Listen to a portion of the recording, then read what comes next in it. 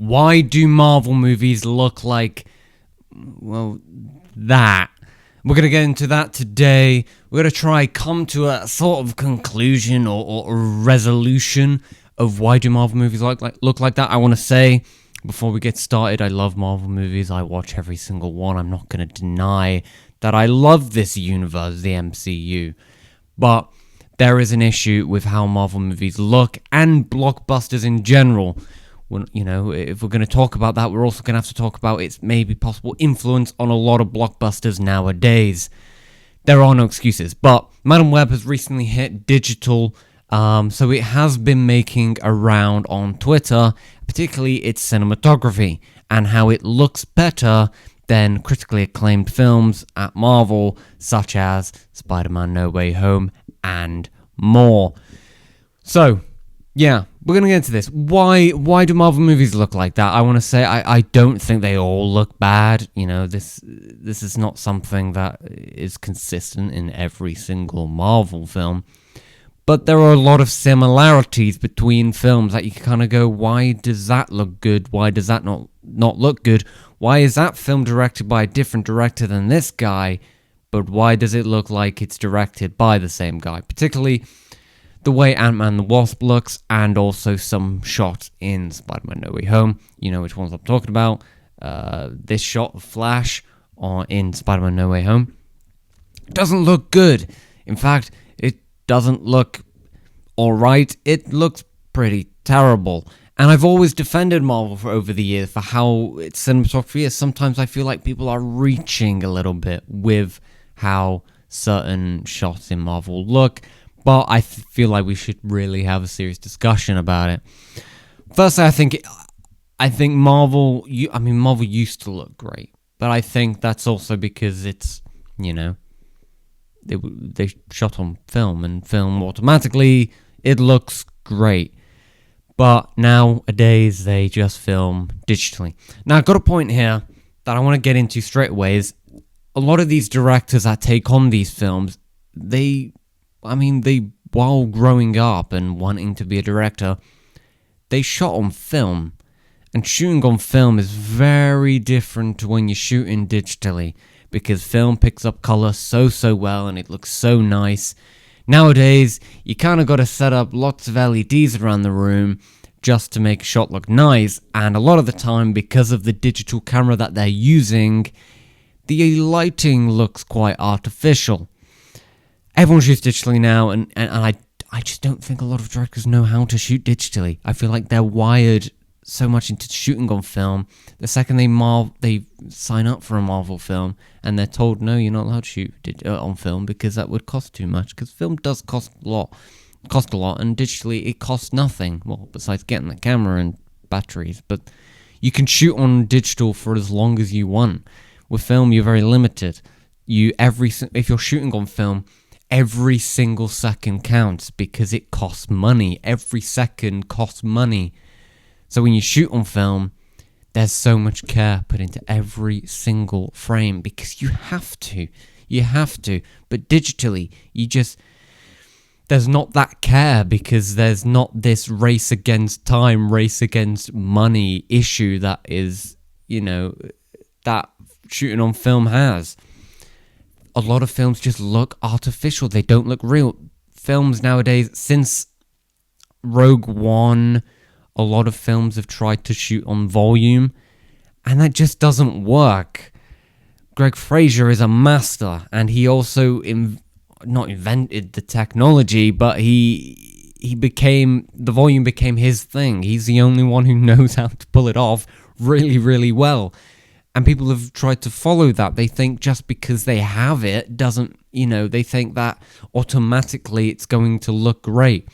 Thor Love and Thunder looked terrible for almost its entire runtime. I think the only time in Love and Thunder where the film looks great is either at nighttime or during the black and white sequences where you can't see the lack of color in the frame anyway, or the lack of, saturation, the artificial lighting. I don't really know how to define it, but it doesn't look good. But a lot of blockbusters nowadays don't look good.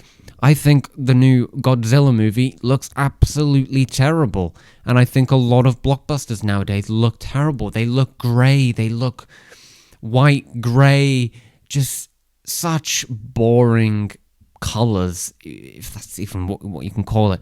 But Madam Web looks like a movie, and I don't want to defend Madam Web because I think it's one of the worst movies ever made. But you can't deny that Madam Web looks like a movie. It looks like a film.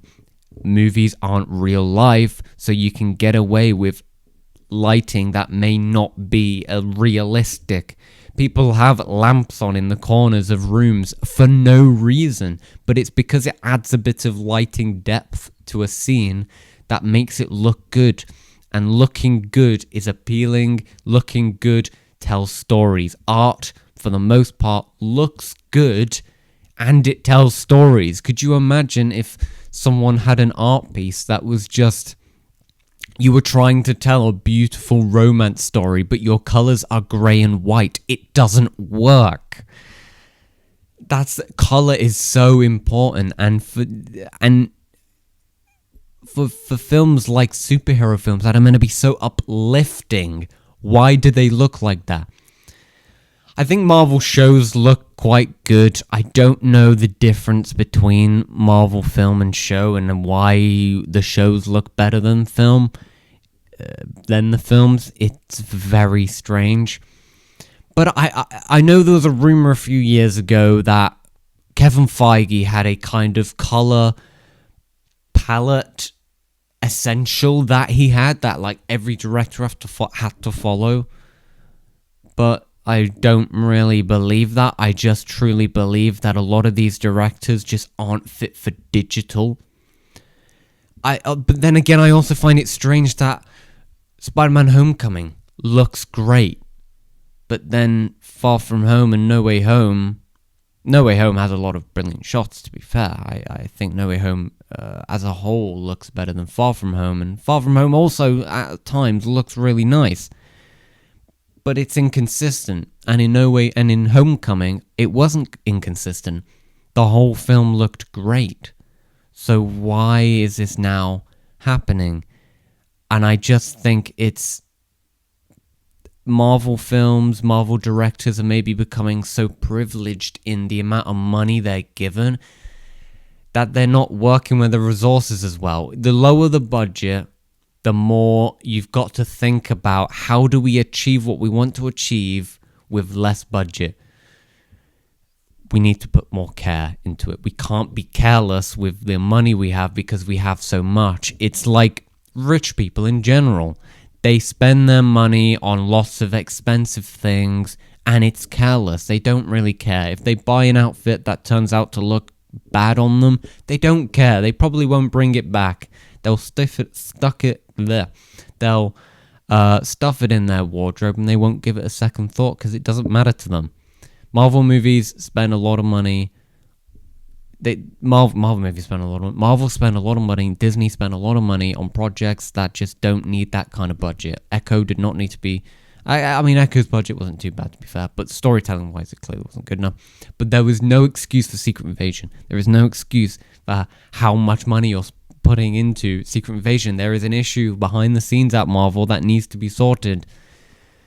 So I do think it's a privilege issue at Marvel. You know, I think if we're looking at directors who've directed Marvel movies over the past 5 years where their films look great, if you think of their filmography, it makes sense. Ryan Coogler, the Black Panther movies look great. And Ryan Coogler has worked with films kind of lower on the budget, but still high in reward. The first Creed film. He did Fruitvale Station, which I can't imagine was much budget, maybe 20 million. So if they hire directors that maybe work with those lower budgets, you're going to get better films. The Russo brothers,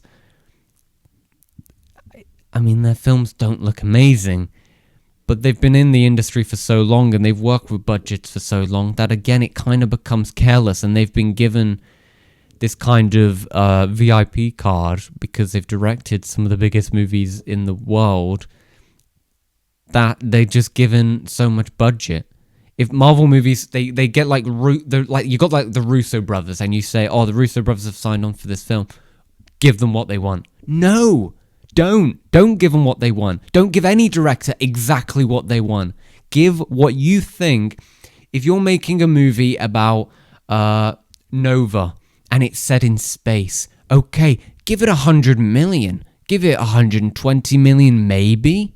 But don't give them 200 million because it doesn't need to. Because let's see what we've seen their films with 40 million budget, so don't give them 100 million more of it.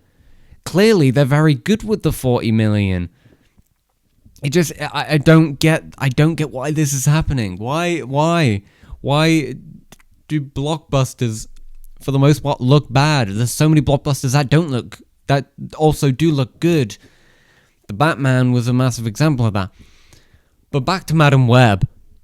Madame Web's produced by Sony and solely Sony. It's not a part of the MCU, meaning it's a Sony product.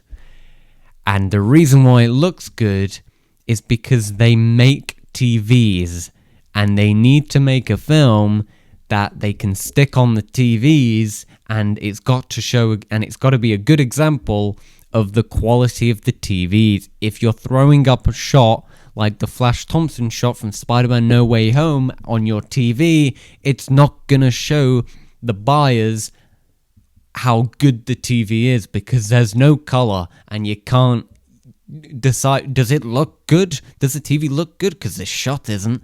But Madame Web, you genuinely could throw up a couple screenshots. I might have already thrown up a couple. If not, here's one right now.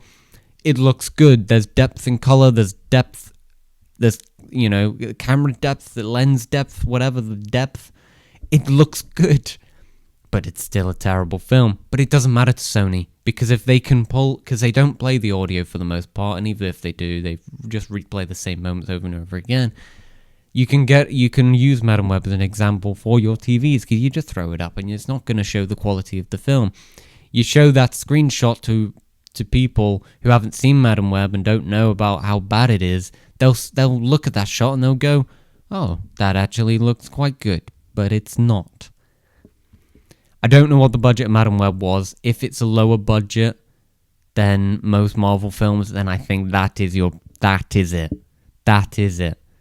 Shooting on digital does not equal a film looking good. Shooting on film looks good. When you're shooting digitally, you gotta go a step further to make it look good. There's a lot of young filmmakers nowadays, and I think you'll notice younger filmmakers make films that look a lot better because they've grown up with shooting on digital and they know how to do it. A lot of these big studios also buy very expensive cameras, but very expensive cameras does not equal the quality in which is in the frame. These high quality cameras are for the sake of 8K quality, but not the actual visual quality that's on screen. That is up for the director to sort out. My friend Ian has a camera that cost about £500, and it looks good. And you want to know how good it looks? Check out in the description below my short film that me and him shot with the camera, and it looks good. Very, very little color grading went into it, but it looks good. We didn't do any lighting or anything. It's all natural lighting, etc. Trust me, it looks better. I know I'm not just making this video as a way to plug that film. I'm just using it as an example. It is not the more expensive the camera is, the better. No. If you're going to shoot with a camera so expensive, you're going to have to work extra hard on the lighting.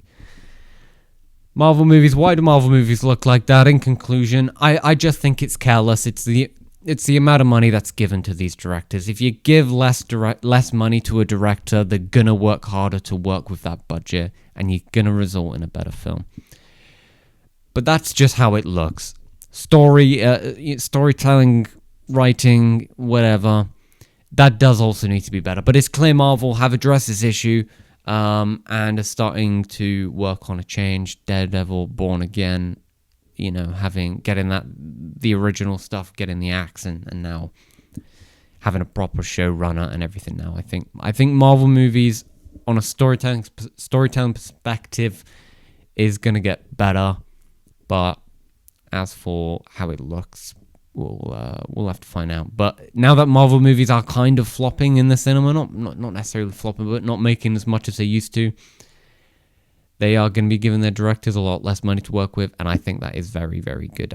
I think Marvel's going to get better, but conversation needs to be had about why do Marvel movies look like that. But yeah, let me know what you think. I am sure there's points that I've missed. I'm sure there's maybe a big reason why it looks like that. You'll have to let me know in the comments below.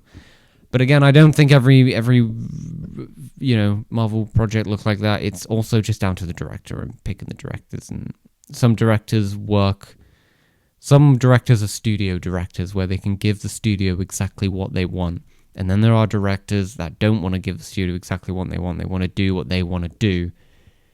But, whatever. Thank you for watching. My Instagram, Twitter, everything's down below, social medias. And if you're new here, feel free to subscribe, like, share, comment, all that good stuff. I've already said that. Okay, thank you for watching. Have a great day.